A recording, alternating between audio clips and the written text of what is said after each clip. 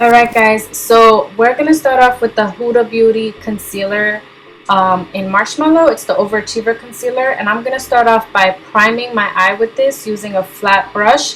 For this tutorial, I'm just basically showing you guys how I did the eye makeup. Let me know if you guys like the angle of filming this. I really want to get super close because I feel like this is the best way for you to see where I'm placing the shadow and how I'm blending. So let me know if you guys like these type of videos, and I'll do more videos like this. So we're just gonna prime the whole eye, and then we're gonna move on with the KKW Beauty Mario Collab palette, and I'm gonna pick up the shade Don't Move, and I'm just gonna apply this directly onto my crease and blow it out as my transition. So when I mean blow it out, it just basically means I'm building up the color just using one shadow, and I'm going to place this all over my lid. It all comes down to how intense you want your shadow to be. So I just go back and forth picking up the same shadow in Don't Move and just building it up until I get the intensity that I'm going for.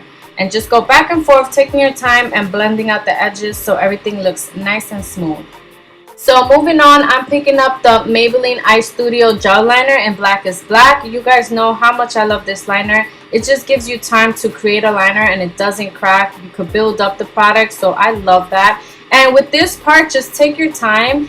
And while I'm mapping out the liner, I'm trying to decide how thick I want it to be, because you got to remember, we're going to smoke this out. So if you make the liner too thick, when you add that shadow to blend it out, it's going to be a much bigger liner. But I love that. I wanted this to be a more dramatic look, but if you're going for a more subtle look, just don't bring up the liner too thick. So I'm just going to color this in, and then we're going to move on to the next step, which is using black eyeshadow to blend everything out. So using Morphe and James Charles Artist palette, I'm picking up the shade Smokey, which is basically a black eyeshadow. I love this eyeshadow because it's super pigmented, and I'm using Crown's C527 brush, which is basically a small pencil brush.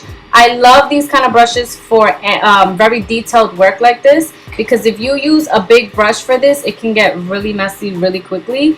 And black eyeshadow could be intimidating because it tends to look messy before it looks pretty. So that's what it is with makeup. It's just a process, so just trust the process.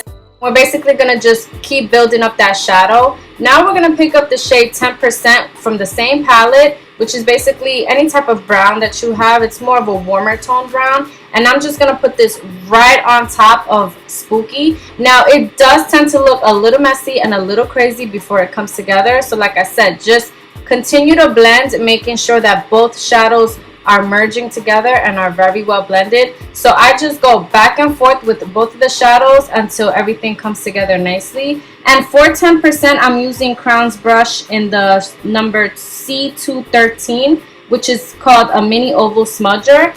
And I also love this type of brush for little detailed work like this. And you can see I'm just going back and forth until everything is blended. And then I'm going to take a makeup wipe and clean the bottom portion of it so that everything looks super clean. If you prefer using tape, you could do that too, but I'm just so used to using the makeup wipe. And then I'm going to be doing the trick that I've been doing, which is taking the same concealer I used at the beginning and just cleaning up that bottom edge to make everything look super sharp. And then we're going to apply our lashes, and then we're going to go to our waterline. I'm using the same gel liner that I used for my wing, and then I'm going to smoke it out with the same shadow, Smokey, from the Morphe palette. And then that's basically it. I pop a little bit of vanilla from MAC in the inner corners, and this is pretty much the whole completed look. I hope that you guys absolutely love this tutorial. Let me know if you like the angle of these type of videos. And as always, please don't forget to give me a thumbs up, and I'll see you guys in my next tutorial.